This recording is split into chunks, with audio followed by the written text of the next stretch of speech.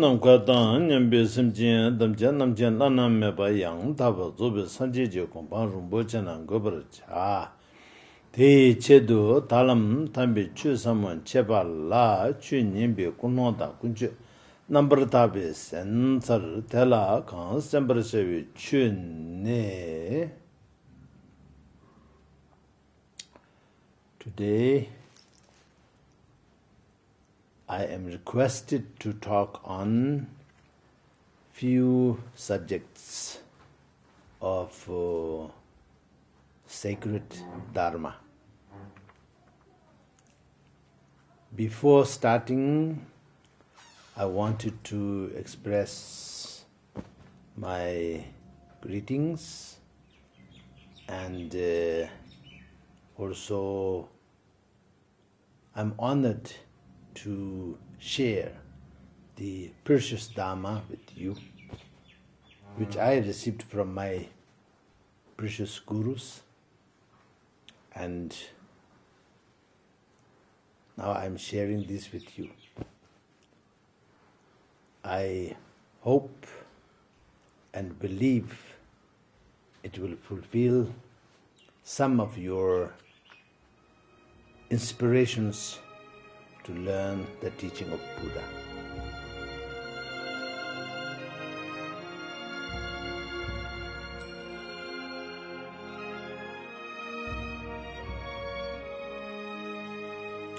The first subject is Buddha nature. Buddha nature, to understand, you have to know what is Buddha. So, Buddha is a Sanskrit word, and it is not a name of a person, but it is a description of the attainment of Prince Siddhartha and all the past Buddhas, and also all the future Buddhas.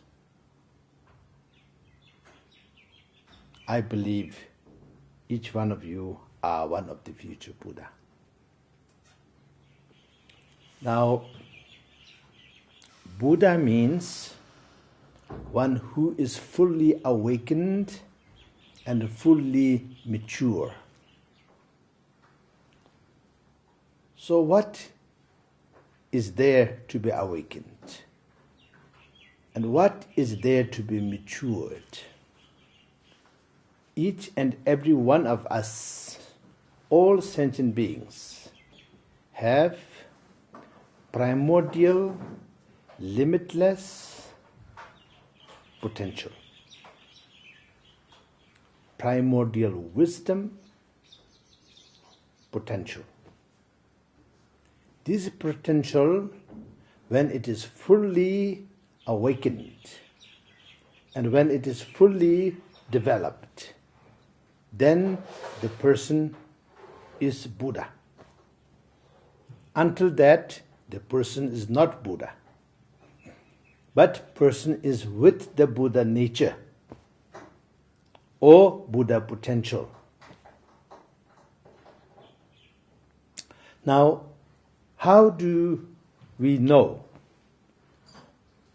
every sentient being have Buddha nature and Buddha potential?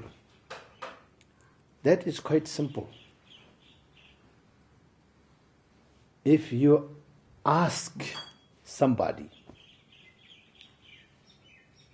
do you like to be happy? They will say yes. Do you like to suffer? They will say no. So in this whole universe, you cannot find one person or one being who don't like to be happy and who don't like to overcome the suffering.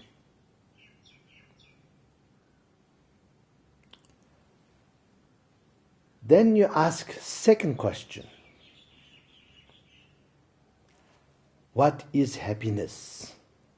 What do you want? what will make you happy, what is suffering, what you don't like, and what you like to overcome.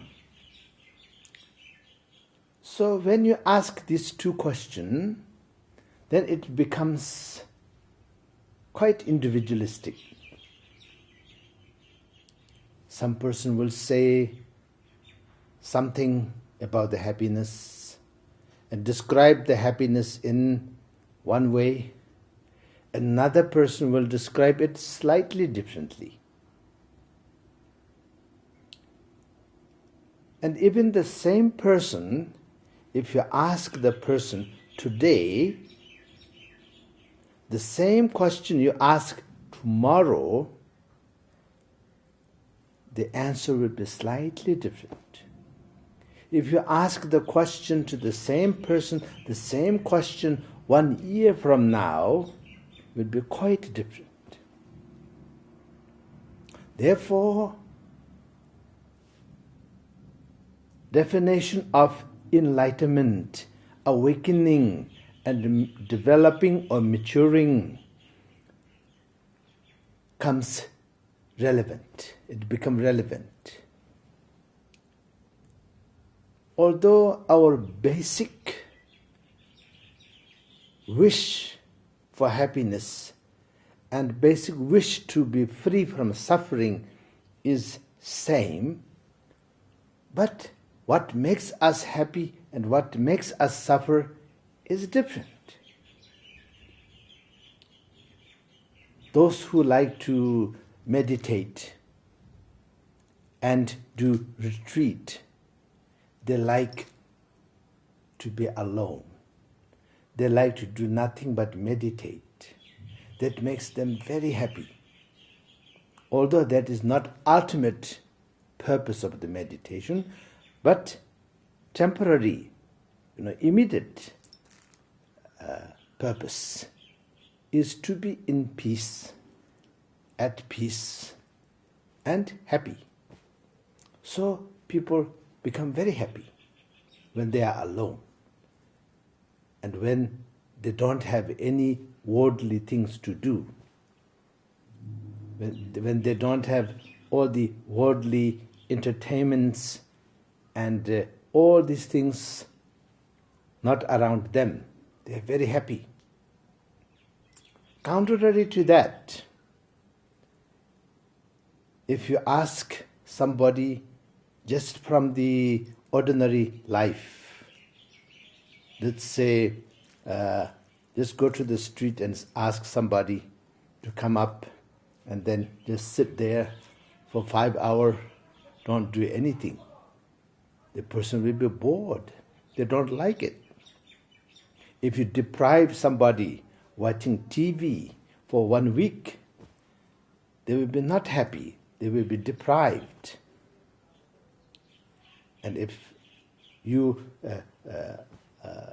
feed the same food for 1 month, same breakfast, same lunch, same dinner for 1 month, the person will complain very seriously because it will be so boring.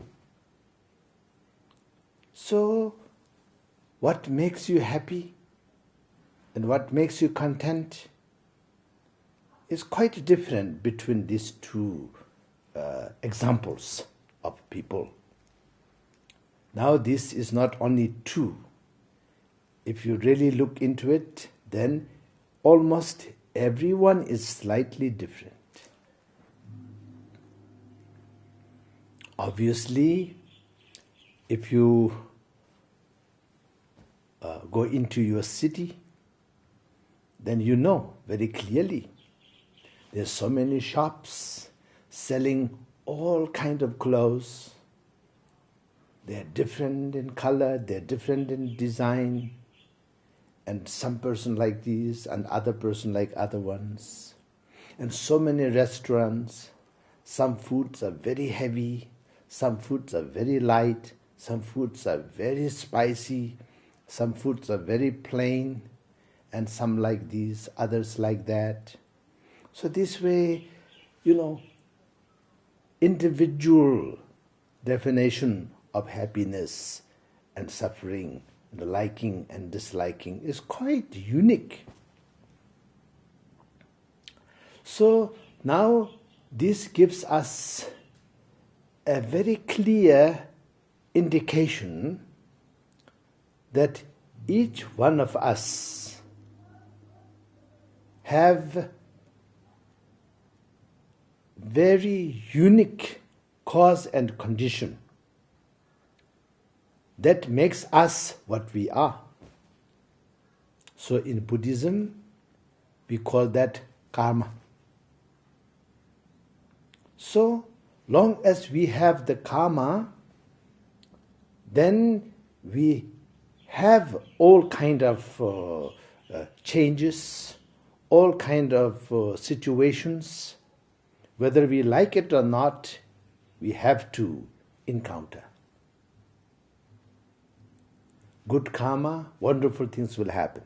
Bad karma, terrible things will happen. The neutral karma, boring things will happen. You know? And so the person who overcome all the karma, and not only overcome the karma, but fully realize, and not only realize intellectually, but mature and become the primordial wisdom potential, primordial freedom potential, primordial wisdom and freedom with no limitation potential. When this is fully matured, then person is free. And person is in absolute harmony. And that person we call Buddha. So the potential of that is there in each one of us. So that is we call Buddha nature or Buddha potential. And anybody who like to be happy, anybody who don't like to suffer, it is the proof or the outcome of that potential. And this way, we can have basic understanding of Buddha nature. If we don't have the basic understanding of Buddha nature, or whatever other name you might call it, doesn't have to call it Buddha nature, potential for limitless freedom, or potential for primordial wisdom. You can call many things, because in the Dharma there are so many different titles, different names, terminologies that describes this. So when you don't have this understanding, then there is some confusion and some difficulties in day-to-day life. Because we somehow forget or somehow don't feel or become insensitive to the equal interest of ourselves and others. Or instead of equal, you might even use the word common interest. So I don't like to suffer, so I also should remember others also don't like to suffer. I like to be happy, therefore I also should remember others like to be happy too. So that way, understanding of Buddha nature will help us to have this kind of common interest and understanding. When we don't have the understanding of the common interest and commonality between us and everyone, then we might become quite selfish, quite ignorant. We might even do things which will cause enormous suffering for others, just to get a little bit of happiness for ourselves. That is not right, isn't it? And also sometimes we might become very neurotic, and we become jealous. When others are happy and doing well, then you will say, why not me? You might not, but the person might say, why not me? And become jealous and resentful. But if you know the Buddha nature, then you are grateful, you are happy that somebody is happy at least. You didn't manage to be happy as you like to, but somebody is happy, so you are happy for it, instead of you are resentful to it. And at the same time, when you see somebody is suffering, then you will have compassion. You will feel for the other person, because you know how does it feel to be in suffering.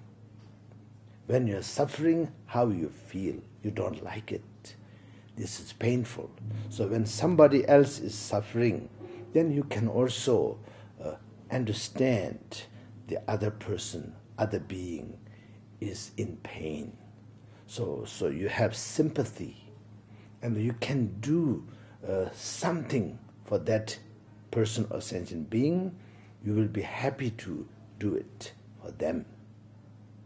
And that moment, you will not think so much about yourself. And if you are very advanced, then we call that selfless service to others. But even we might not have that much maturity right now, but when we are really seeing somebody suffer and do something to help the person, then we somehow not think about ourselves at that moment. And that is a very precious moment. So all of these things will happen very clearly, not confused, clear, when you have the clear understanding of Buddha nature. And at the same time, then we also know that each one of us and everybody is ultimately, naturally good. When you see somebody doing something wrong, you don't feel very negative about the person to the ultimate. No. You don't like it, of course. And you try to stop person from doing something, that terrible thing. Or even you might pray that the person will stop doing those terrible things. But you will not hate that person because you know that person is ignorant and he or she does not know the Buddha nature. So therefore, you have sympathy to the person rather than you are angry with the person. And there's so much benefit for knowing and also so much shortcoming for not knowing. This is about the Buddha nature. Now, last thing, whether we know it or not, we are the future Buddha. You are future Buddha. I am future Buddha. Everybody is future Buddha. Okay? That is about the Buddha nature.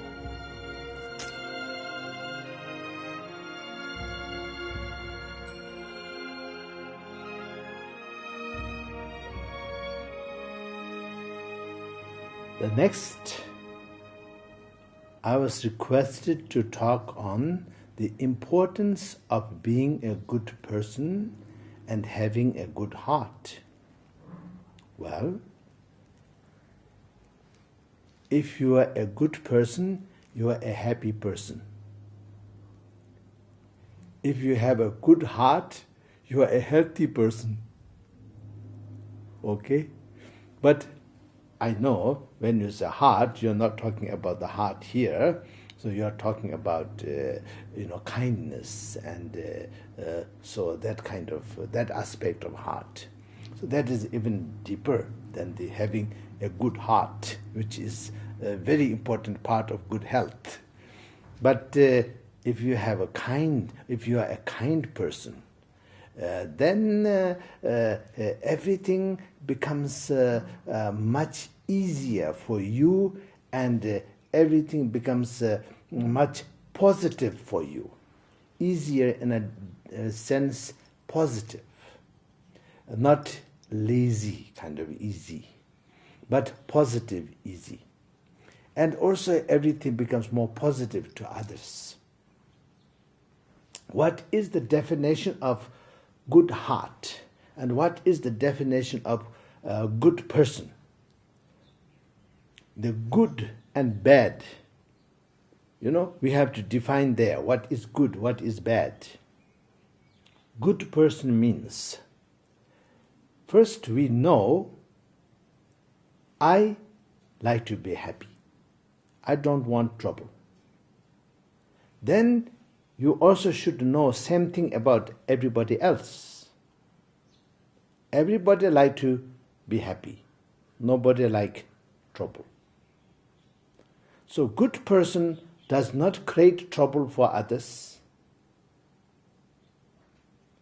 And good person try to make others' life better. That is good person. And that naturally make that person not to create problem for himself or herself, and also not to get into unnecessary troubles himself or herself. That is good person. If you are in harmony, then you can share this with others. If you are miserable, if you feel miserable, you are not miserable ultimately, but many people feel miserable, think miserable.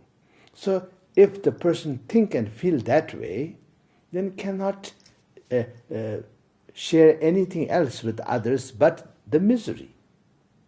So that way, a good person by definition is person who have perspective, who have understanding, who have compassion, who is kind to himself and herself as well as others.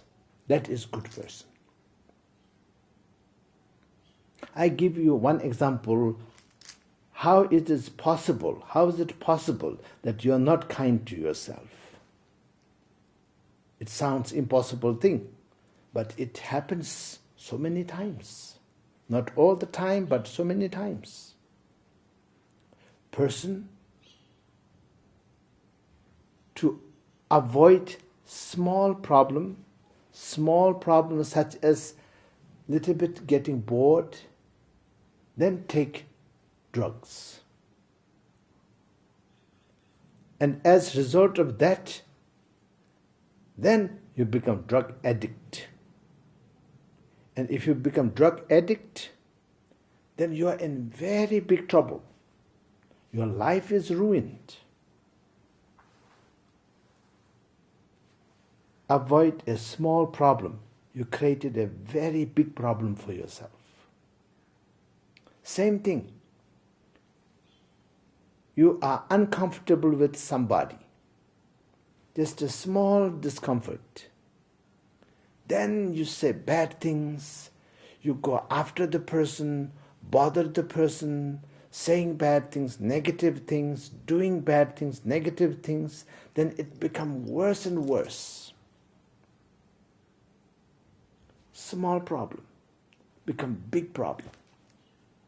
So person who make small problem into big problem for themselves and for others, person who is irresponsible, person who have no kindness to themselves and to others, that is the definition of not being very good person. But you can always change. There's nothing which is permanent. You cannot find anything in samsara, anything in the world that is permanent. You look into the sky, there is the sun at the daytime and moon at the night time. They are also impermanent. The sun and moon were not there forever in the past. It is formed several billion centuries back. Before that there wasn't this sun and moon. And it will be gone several billion centuries from now. They will be gone. So everything is impermanent. Everything. And knowing everything is impermanent, then your attitude about other people's problem, your attitude towards yourself and to others, everything become transformed. If you have a problem, if you give enough time, your problem will disappear. Or your problem will become manageable. But if you are impatient and try to manage your problem when it is just starting, then instead of solving the problem, it becomes 2 problems, 3 problems, 4 problems. It will multiply. And if you are wise, you can transform your problem into something good, something wonderful. So, let me give you a little strange example. You find out that you have diabetes, which is quite serious disease, but not life-threatening right away. So if you take it negatively, then it's very bad. You are diabetic. You cannot eat so many things, chocolates, all kind of tasty things. You cannot enjoy them. You have to do exercise, difficult things you have to do. So you become quite depressed by discovery of you are having diabetes. But then if you already have diabetes, being negative about it does not help. So take it positively. Okay, my diabetes is my guru. So that I know what I should eat and what I shouldn't eat. I know I have to do regular exercise. Then you take very good care of your food intake, and you take very good care of your physical condition, so that you become healthier, you have better health than all the other people around you who don't have diabetes.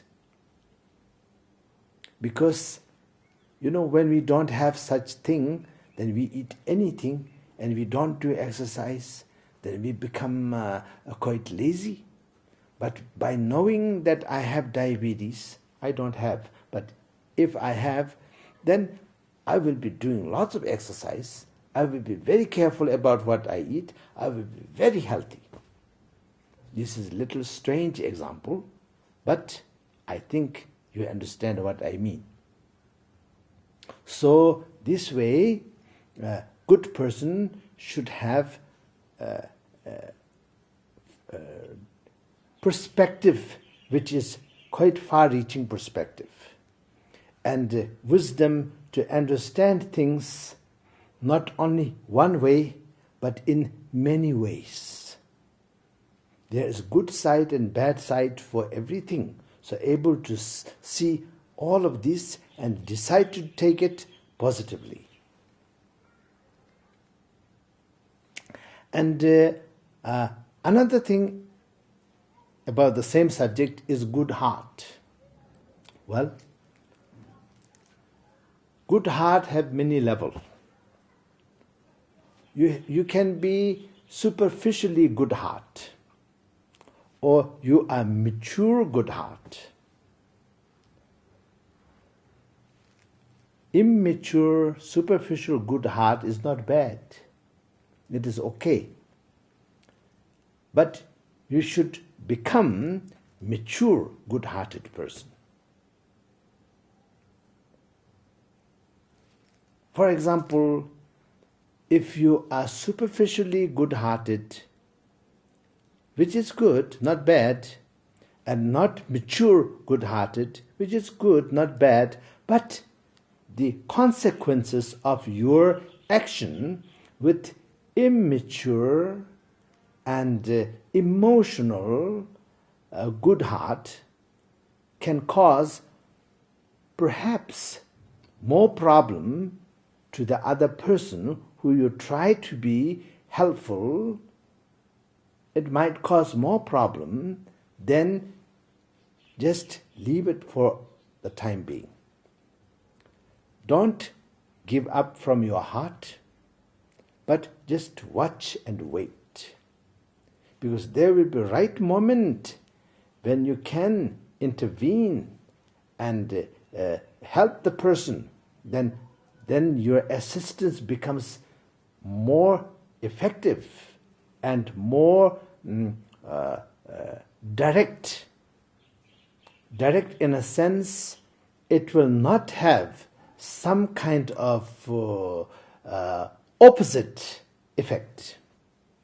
You want to help the person, but you do things out of emotion and impatient and don't see things clearly, then you find that what you have done to the person, actually, instead of helping, you made the situation worse.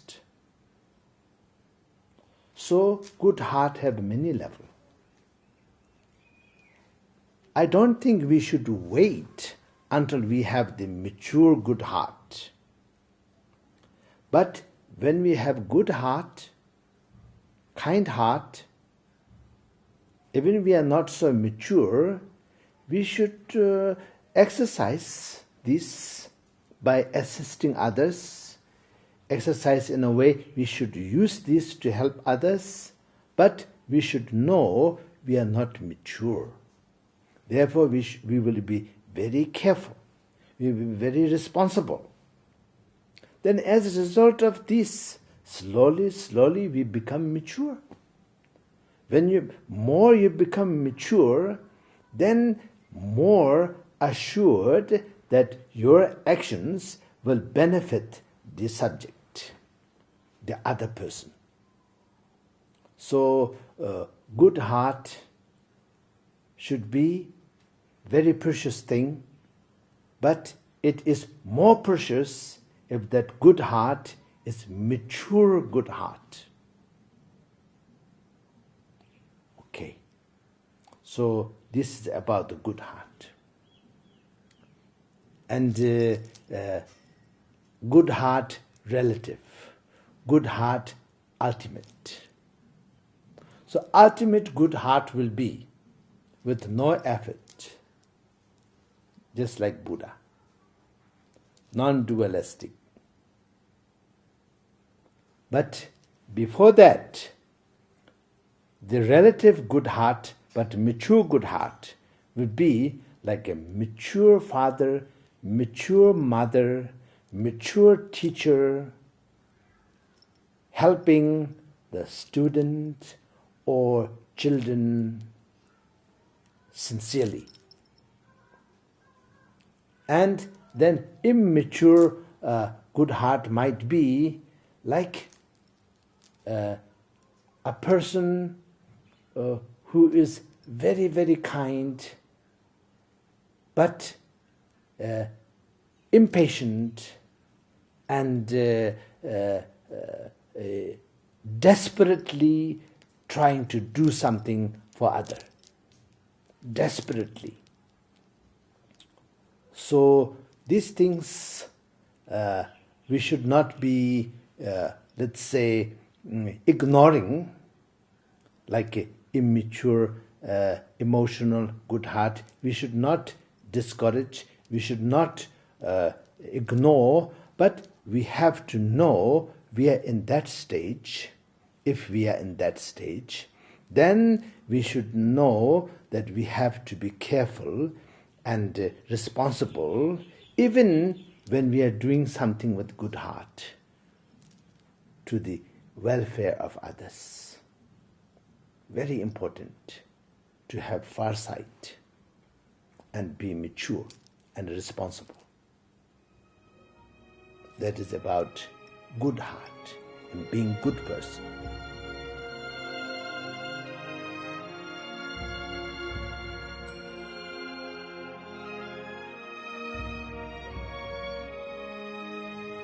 I'm responding to the request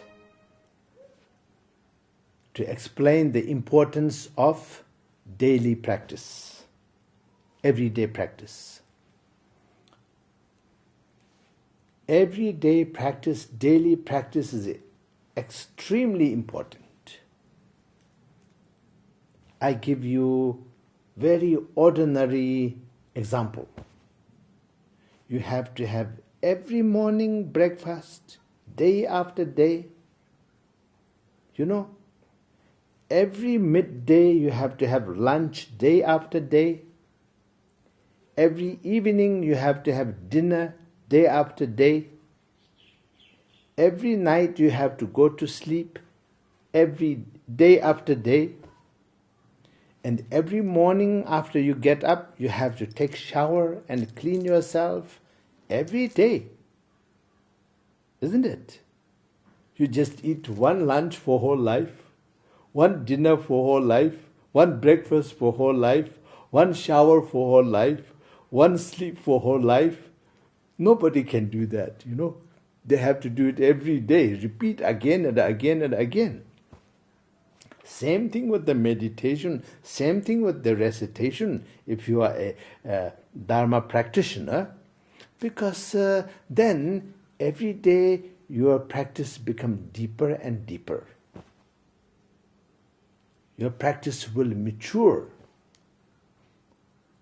For example, with ordinary education, you go to school, you have to continue day after day. If you break in between the semester by 1 month, you are absent for the class for 1 month, almost guaranteed that you will fail the exam at the end of the year. If you fail class 1 exam, then your class 2 will be 1 year delayed. So you will have to spend 2 years instead of 1 year to get from 1 to 2. So this same way, when we meditate and practice and chant and recite and all of that, so if we do it wholeheartedly every day, then every day it becomes deeper. Like Om Mani Padme Hum, very simple thing. Compassion, bodhicitta for all sentient beings. To be free from suffering.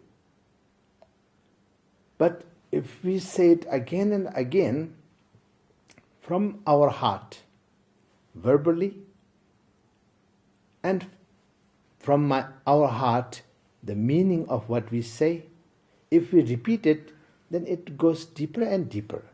Its meaning becomes deeper and deeper. And then the gap between you, who wish all sentient beings to be free from suffering, and the all sentient beings who are suffering, the gap between you two become less and less. So the equanimity, the non-duality, the harmony manifest more clear and more profound. If you are a student studying a very important subject, then you have to continue your study and training. If you stop for some time, when you start again, you are no good. You have to spend many hours and many days. I give you example. If you are a musician, any kind of good musician, you have to learn first the basics, then you have to exercise, and you have to play it every day. By doing so, then you and music have less distance. So you are able to manifest music naturally. Otherwise, you have to remember you have these fingers, you have to remember you have these fingers, you have to remember your instruments, you have to look at all the music texts and so many things, and it is very confusing. You will stir up the entire orchestra. You will ruin the entire music orchestra because you did not practice every day. Those who are practicing every day, everything is very smooth and natural, and you did not exercise every day, so that you have to look at the note, change the pages, and think about this finger, think about that finger, and all of this, then you spoil everything. So the same thing. So everyday practice is very, very important. Until we reach very profound, deep, spontaneous level of realization, then you are the practice. Therefore, you don't have to practice like you used to do. You still have to practice, but in a natural manner. Not like before, when you are beginning. We are meditating, but we are not meditating to become a meditation expert. But we are meditating so that one day we don't have to meditate. Every moment become meditation. So, therefore, repeating prayers, doing practice every day, this is extremely important. Okay.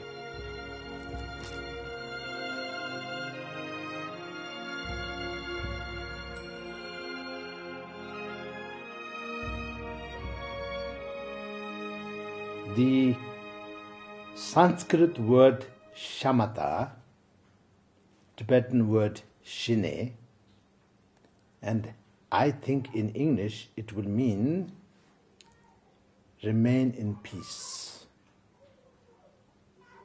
Peace and harmony, maybe. Better word. So this subject, I will say a few words as response to the request. In order to do anything in life, you have to be calm. You have to be in peace. You have to be in harmony. If you don't have that, then you will be doing everything in confusion and haste. You will not get anything correctly and efficiently. It is not only Buddhist meditation of shamatha. you look at mature people in the world, their motivation might not be Buddhahood, but their motivation is to do well in certain things. I give you a very ordinary example. If you are a good cook, you have many ingredients and you have many tools, and then you have to cook whatever you're going to cook in right order. The temperature of the tools that you're cooking with, stove or oven or whatever, an amount of different spices that you put, and the period, how long you cook certain things, on what temperature. So all of that makes your dish what it's supposed to be. If your mind is not calm, if your mind is not in harmony, you're supposed to cook something, but you end up with something else. It will not be what you're supposed to be cooking. So if you are the chef in a restaurant and the person orders a certain dish, the person is waiting for that dish, and when the dish comes to the table, it will be something else. So the person will cancel the dish because it is not what you have ordered. The taste is different, the color is different, the smell is different, everything is different. And therefore, even for a good cooking, you need a calm mind, clear mind, a mind in harmony, isn't it? So this way, for attaining Buddhahood, attaining realization of the primordial wisdom, which might take a very long time, but it has to be based on calm, abiding, harmonious state of mind, SHINEY. And your efficiency and your ability will be doubled and tripled when your mind is calm. Because you are only saying certain things only once or twice, and you deliberate the message. Without clear mind, you might be talking for hours and hours and hours, and you don't get the subject right, and the other person who are listening to you have a total misunderstanding of what you're supposed to say, because your mind is not calm, your mind is not clear. The same thing with all the activities. You might do certain things in day-to-day life, spending only 15 minutes with clear mind. But if you don't have a clear mind, and if you are not calm, you might be spending 3 hours to do the things that you could do in 15 minutes. So this way, calm, abiding state of mind is extremely important. Not only that, if you are a person in the family who have good, mature, calm, abiding state of mind, then everybody around you will be affected by this. So your family will be happier family. Everybody is become much more calm. Everybody become much more in harmony. Otherwise, everybody might be quite okay, but because you are not calm and you are confused, you are not in harmony, you're in conflict within, so this will create disharmony and you stir up the whole family. And you might become the problem in the family. I don't want to be the problem in my family. So everyone should have calm, abiding state of mind and maturity, and should have mental and emotional harmony, so that you become someone who makes your family much better, much happier. And then that makes your family become one family which makes all the neighborhood much more in harmony and happier. And this can go on and on and on. So this way, SHINEY or shamatha, or it be in peace or in harmony, to have a calm, abiding state of mind is extremely important. Having said that, now as a Buddhist, we have a meditation for this. We have so many meditations: walking meditation, sitting meditation, breathing meditation, visualizing meditation, etc., to develop the calm, abiding state of mind. So you should learn them from your local Dharma centers if you are Buddhist, or actually just to learn calm, abiding state of mind. If you don't consider yourself a Buddhist, you can learn SHINEY, like breathing SHINEY. We all breathe, right? But you don't have to be a Buddhist to breathe. And walking SHINEY, you don't have to be a Buddhist to walk. Everybody is walking. So we can practice all of these. But at the same time, as a Buddhist, I consider every sentient being is Buddha. Everyone is more than a Buddhist. They are Buddha. Not yet enlightened, but Buddha in potential. So the SHINEY is very important.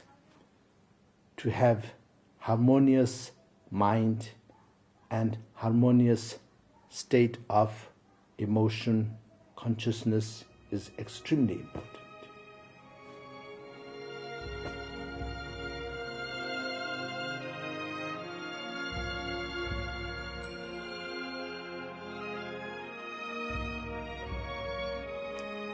Now, I am responding to the request, taking problem and difficulty as a practice. Well, if we have a problem, if we have a difficulty, we already have them, then we better make the most positive use of that problem, rather than make it more and more negative. Isn't it? It is like this. If you have a land on which a big spring just breaks out, so many water comes out, it's a big problem. You know, my land, my small property, now there is a big water coming out, big flood, big problem. Well, I'm not sure, because water is very precious. And from your land, lots of water comes out. So you can use it for your home. You can also donate some of it to your village. And you can also channel this into the reservoir of the entire township. So this way, it doesn't have to be a problem.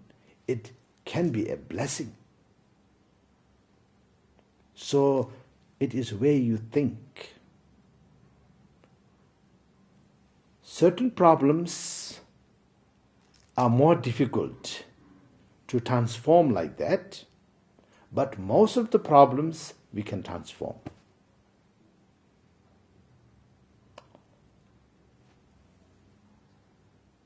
I give you another example. Your family,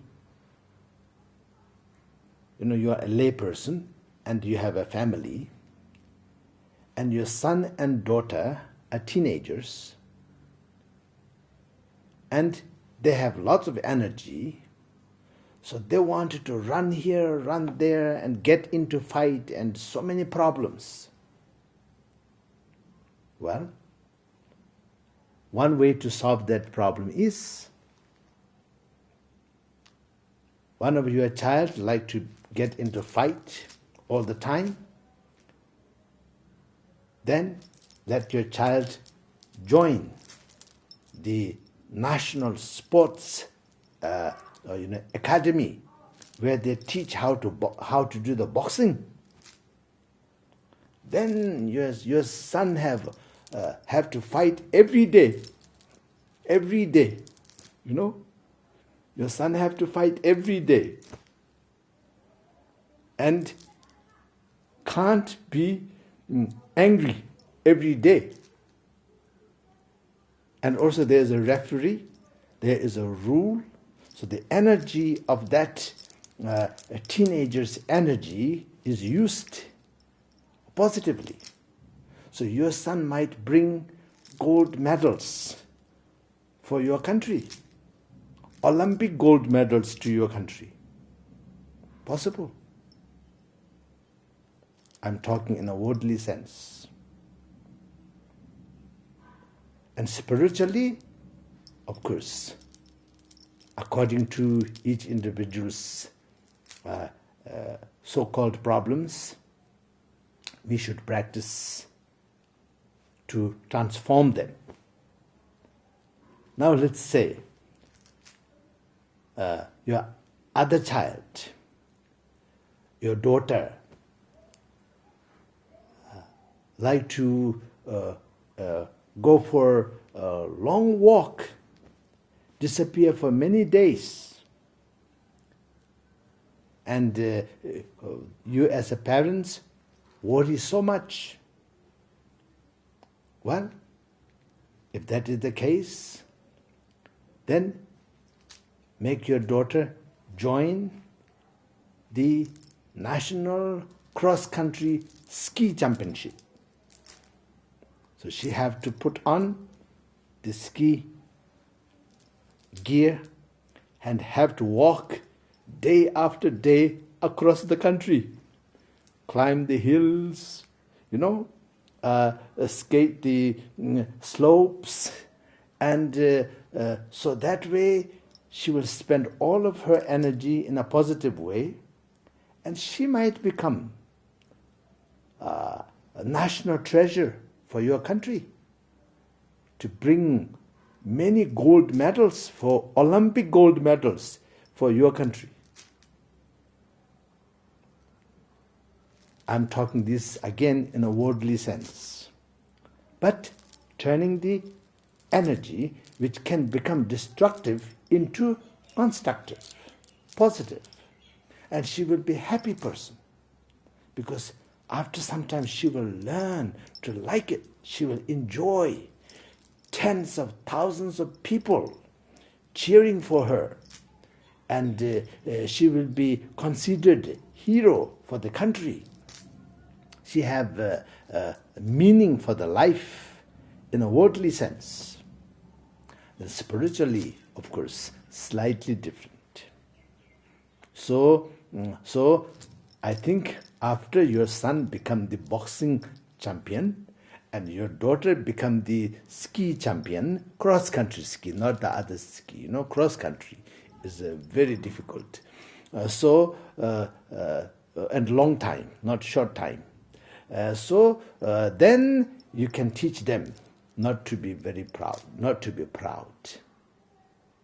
And then engage in socially beneficial activities, because everybody know their face, everybody know their name. So if they do something for the society, they can do much more effectively than you as a parent who does not have those gold medals, So they can do much more. You can direct them, you can help them.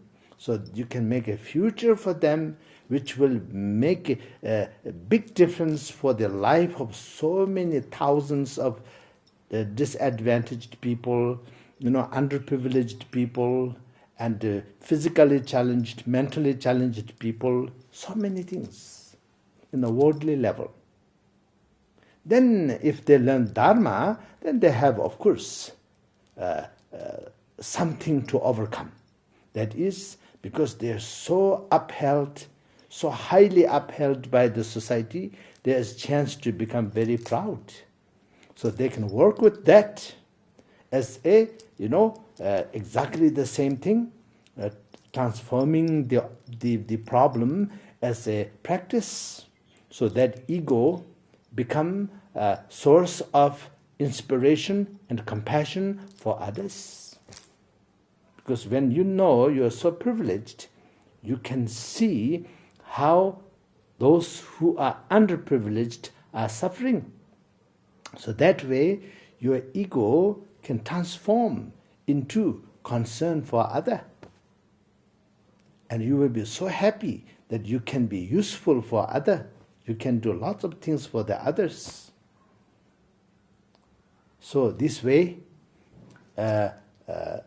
both in a meditation kind of manner, as well as in a worldly manner, problems and obstacles are always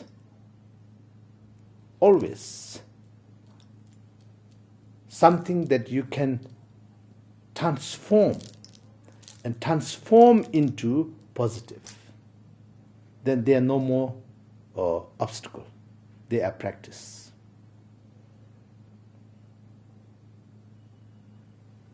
Okay. So I am very happy to share the precious Dharma with you in these few points.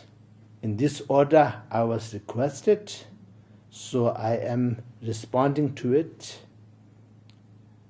according to the Dharma.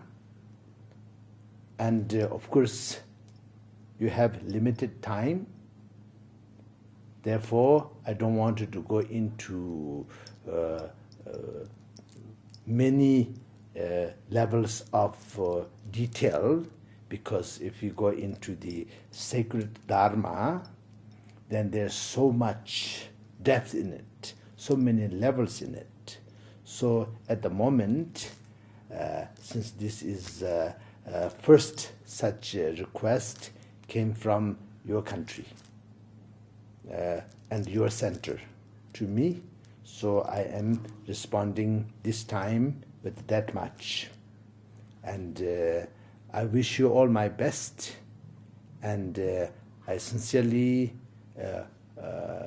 hope that you will learn something meaningful from this response. All the best. So let us dedicate the merit of this teaching for the benefit of all sentient beings to reach the Buddhahood. Sunamdiye tamje zikpanye tomne nyebe danam pamjen jegananje balap chupaye sibian sole Drowa shon jambala pawe chitara chambadang kundu zambo teyang tejinte Teda kunje jeso dalabjin gewan deda tamje rabdu ngo sanje kusun ibe chinlaptang chuni minjur dembe chinlaptang gendunu michen dembe chinlapji Chitab Huwa Malam Drubar Shu